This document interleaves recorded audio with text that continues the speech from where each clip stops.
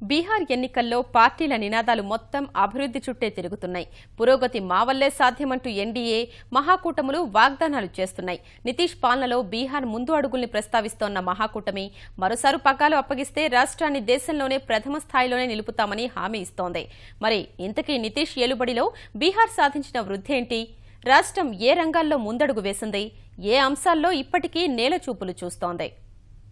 కుల వర్గ రాజకీయాలు కీలక పాత్ర పోషించే బీహార్లో ఇప్పుడు అభివృద్ధి నినాదానికి అధిక ప్రాధాన్యం ఏర్పడింది. పట్నా పీఠం కోసం పార్టీలు అనుసరిస్తున్న ప్రచార శైలిని గమనిస్తే ఇదే విషయం స్పష్టమవుతోంది. పురోగతి పదాలనే ఎక్కువగా వల్లెవేస్తున్న కూటములు ఓటర్లను ప్రసన్నం చేసుకునేందుకు ప్రయత్నిస్తున్నాయి. ప్రధాని మోదీ నేతృత్వంలో బీహార్ను ఉన్నత శిఖరాలకు చేరుస్తామని ఎన్డీఏ కూటమి వాగ్దానాలు చేస్తుంటే 10 ఏళ్ల పాలనలో నితీష్ చేసిన అభివృద్ధిని మహాకూటమి ప్రధానంగా వివరిస్తోంది. ఇలా పురోగతి ప్రణాళికలతో ముందుకెడుతున్న పార్టీలు ఓటరు దేవుణ్ణి ప్రసన్నం చేసుకునేందుకు తీవ్రంగా శ్రమిస్తున్నాయి. ఎన్డీఏ కూటమి గెలుపు భారాన్ని మొత్తం మోదీపై మోపగా ప్రజల్లో నితీష్కు ఉన్న పేరుపైనే మహాకూటమి ఆధారపడింది. కూటమిలోని భాగస్వామ్య పార్టీలైన ఆర్జేడీ, కాంగ్రెస్ నేతలు సైతం ఎన్నికల ర్యాలీల్లో నితీష్ పాటే పాడుతున్నారు. ఆయన్ని ప్రజానాయకుడిగా అభివర్ణిస్తూ 10 ఏళ్ల పాలనలో బీహార్ పురోగతి సాధించిందని వివరిస్తున్నారు. మరి ఈ మాటల్లో వాస్తవమెంత?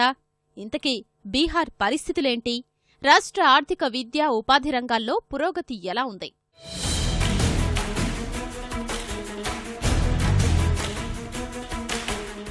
అభివృద్ధి పరంగా చూస్తే 10 ఏళ్ల నితీష్ పాలనలో బీహార్ పురోగతి సాధించిందనే చెప్పాలి. 2004-05లో 77,781 కోట్లుగా ఉన్న బీహార్ స్థూల జాతీయోత్పత్తి 2013-14కి 3,43,663 కోట్లకు పెరిగింది. ఇదే సమయంలో స్థూల జాతీయోత్పత్తిలో బీహార్ వాటా సైతం 3.3% పరుగులు తీసింది. పెద్ద రాష్ట్రాలైన మహారాష్ట్ర, మధ్యప్రదేశ్, రాజస్థాన్, ఉత్తరప్రదేశ్లను జీడీపీలో బీహార్ అధిగమించింది.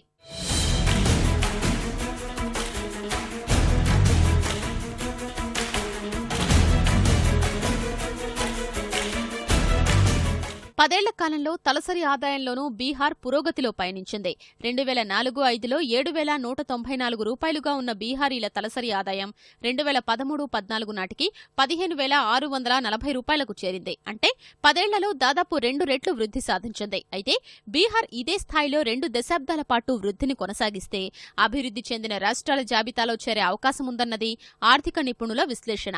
గణాంకాల పరంగా ఇంత ఘనంగా కనిపిస్తున్న నితీష్ పాలనలో బీహార్ ఆర్థిక ఫలాలు రాష్ట్రమంతటా విస్తరించాయా అంటే లేదనే చెప్పాలి. కారణం తలసరి ఆదాయం, స్థూల జాతీయోత్పత్తిలో అధిక శాతం వాటా పట్నాదే కావడం. పట్నా తలసరి ఆదాయం 63,063 రూపాయలుండగా మిగతా జిల్లాల్లో 20,000 కూడా దాటని పరిస్థితులు ఉన్నాయి. ఇలా 10 ఏళ్లలో పట్నా తలసరి ఆదాయం 6 రెట్లు పెరగ్గా మిగతా జిల్లాల్లో 1.5 నుంచి 2% లోపే ఉంది. బీహార్ అభివృద్ధి కేవలం పట్నా చుట్టే కేంద్రీకృతమైందని చెప్పడానికి ఈ గణాంకాలే నిదర్శనం.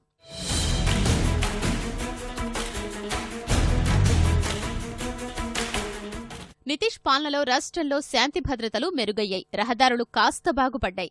విద్యా, వైద్య సంస్థల నిర్వహణ మెరుగుపడింది. చాలా ఏళ్ల తరువాత బీహార్ సమాజంలో సామరస్య వాతావరణం ఏర్పడింది. కానీ ఉపాధి, వలసల విషయంలో అవే ఆందోళనకర పరిస్థితులు కొనసాగుతున్నాయి. 1991-2001 మధ్య 22,47,000 మంది బీహారీలు ఉపాధి కోసం ఇతర ప్రాంతాలకు వలస వెళ్లగా 2001-11 మధ్య ఆ సంఖ్య 55 లక్షలుగా ఉంది. 2013 ఢిల్లీ మానవ అభివృద్ధి నివేదిక ప్రకారం ఆ రాష్ట్రానికి వలస వస్తున్న వారిలో 30.7% మంది బీహారీలే. 2001లో ఇది 13.6%గా మాత్రమే ఉండేదన్నది నివేదిక సారాంశం. వలసల నిరోధానికి పటిష్ట చర్యలు తీసుకోవడంలో నితీష్ సర్కార్ ఆశించిన స్థాయిలో విజయం సాధించలేదనేది ఈ గణాంకాలే స్పష్టం చేస్తున్నాయి.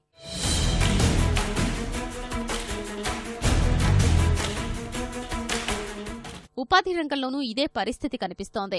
రాష్ట్రంలో పారిశ్రామికీకరణపై అంతగా శ్రద్ధ చూపకపోవటం వల్ల 2004-11 మధ్య సంఘటిత రంగాల్లో ఉద్యోగుల సంఖ్య 25% పడిపోయింది. అదే సమయంలో ప్రభుత్వ రంగంలోనూ ఉద్యోగాల సంఖ్య సుమారు 90,000 తగ్గింది. ఉపాధిలో మహిళల పరిస్థితి మరీ అధ్వాన్నంగా ఉంది. ఆర్థిక రంగంతో పాటు శాంతి భద్రతల్లో మంచి ఫలితాలు సాధించిన నితీష్ ఉపాధి, వలసపైన పటిష్ట చర్యలు తీసుకుంటే రాష్ట్రంలో పరిస్థితులు మరోలా ఉండేవన్నది రాజకీయ పరిశీలకుల మాట. ఇలాంటి పరిస్థితుల్లో బీహారీ ఓటర్లు ఏ కూటమి వైపు నిలబడతారన్నది ఆసక్తిగా మారింది. మోదీ అభివృద్ధి నినాదానికి ప్రాధాన్యమిస్తారా, లేక 10 ఏళ్ల పాలనలో ఇప్పటికే పలు అంశాల్లో విజయం సాధించిన నితీష్ కు మిగతా అంశాల్లోనూ రాష్ట్రాన్ని పురోగతి బాటలోకి తీసుకెళ్లే బాధ్యతలు అప్పగిస్తారా అన్నది వేచి చూడాలి.